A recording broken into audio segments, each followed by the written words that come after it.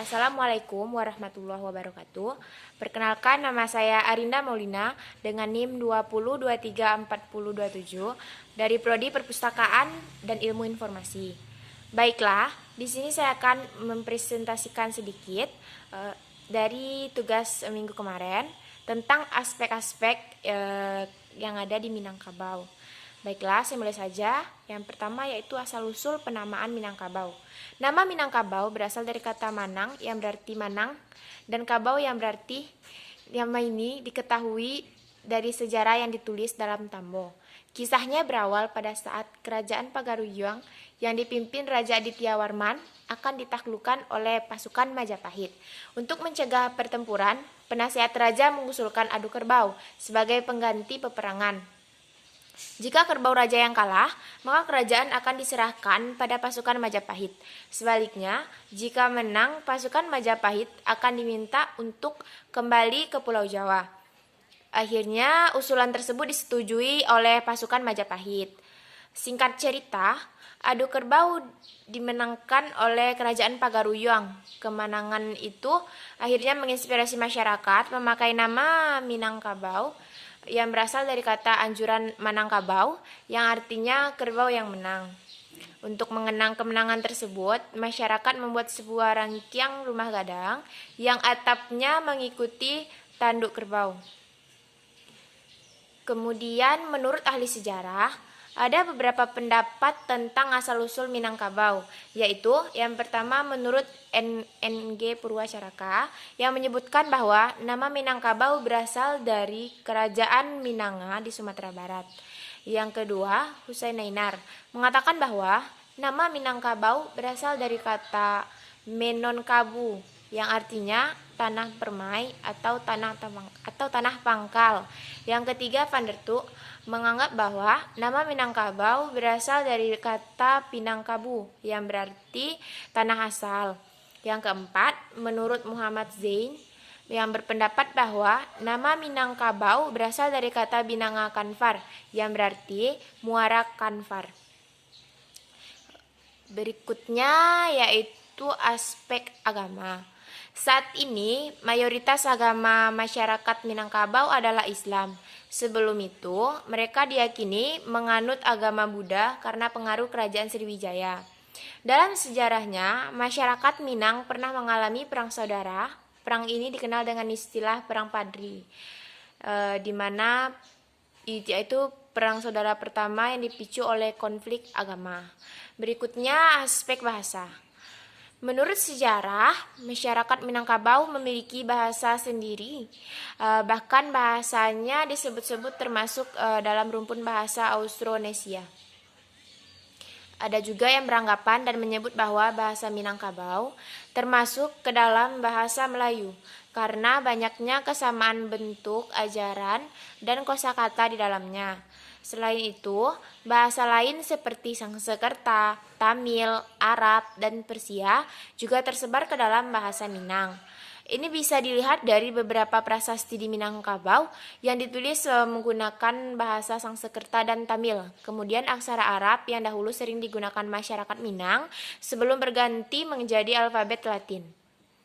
Berikutnya yaitu aspek budaya. Budaya matrilinealisme adalah identitas penting dari masyarakat Minang.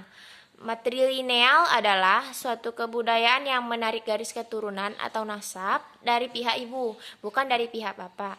Kuatnya budaya matrilineal tersebut tidak lepas dari pandangan masyarakat tentang kaum perempuan. Di Minangkabau, kaum perempuan memiliki kedudukan yang istimewa dan pengaruh yang besar sehingga dijuluki dengan Bundo Kanduang. Di sana, perempuan memainkan peran penting dalam menentukan keberhasilan pelaksanaan keputusan yang dibuat kaum laki-laki dalam posisinya sebagai mama atau penghulu. Berikutnya, aspek kesenian. Ada beberapa kesenian yang sangat populer di Minangkabau seperti upacara adat, tari-tarian, musik pengiring, dan lainnya. Sebagai contoh, tari Pasambahan, tari piring, silek, randai, salawat dulang, talempong, dan lain sebagainya. Di Minangkabau juga terkenal dengan beberapa lomba yang masih dilestarikan sampai sekarang seperti pacu kudo, pacu jawi, sipak rongga atau takrau, dan pacu itia. Rumah adat yang paling terkenal di Minangkabau adalah rumah gadang dengan masakan khasnya randang. Berikut aspek sosial kemasyarakatan. Aspek sosial kemasyarakatan, masyarakat Minang agak berbeda dengan daerah lainnya, yaitu terdiri dari yang pertama, persukuan. Suku yang ada dalam tatanan kehidupan masyarakat Minang adalah basis dari organisasi sosial, sekaligus tempat pertarungan kekuasaan yang fundamental yang sering dihubungkan dengan pendirian suatu negeri di Minangkabau. Dalam setiap suku tradisi Minang diurutkan dari garis keturunan yang sama dari pihak mama atau ibu, serta dipercaya berasal dari keturunan nenek moyang yang sama. Berikutnya, nagari. Nagari adalah daerah otonom yang memiliki kekuasaan tertinggi di kawasan Minangkabau. Berikutnya yaitu penghulu. Penghulu dalam suku Minang biasanya memiliki gelar datua yang merupakan kepala dari kaum keluarga yang diangkat untuk mengatur segala permasalahan di dalam kaum keluarga.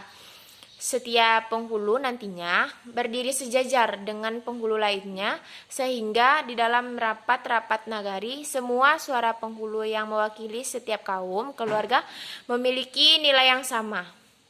Berikutnya, aspek mata pencaharian. Mayoritas dari rakyat Minangkabau hidup mengandalkan bidang dalam bercocok tanam. Tapi untuk masyarakat yang tinggal di daerah laut maupun danau, mereka biasanya bermata pencaharian sebagai nelayan. Berikutnya aspek pembelajaran dan pengetahuan.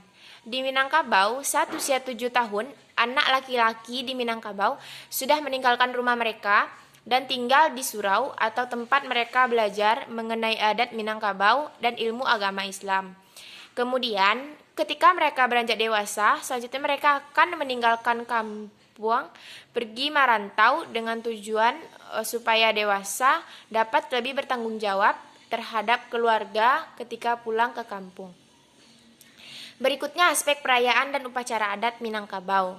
Ada beberapa contoh perayaan dan upacara adat di Minangkabau seperti turun mandi, barale, batagak pangulu, turun kasawah, tabui, dan masih banyak lagi. Kemudian baju adat Minangkabau. Dari baju adat Minangkabau ini berbeda antara baju adat pria dan wanita. Kalau baju adat wanita biasanya memakai pakaian limpape rumanan gadang, tingkulua, baju batabu, lambak, dan salempang. Sedangkan pakaian untuk pria biasanya deta, baju, sarawa, cawe, sampiang, sandang, kris, dan tongkat. Mungkin hanya sekian presentasi saya pada hari ini. Saya mohon maaf apabila ada kata-kata yang salah. Saya akhiri. Wassalamualaikum warahmatullahi wabarakatuh.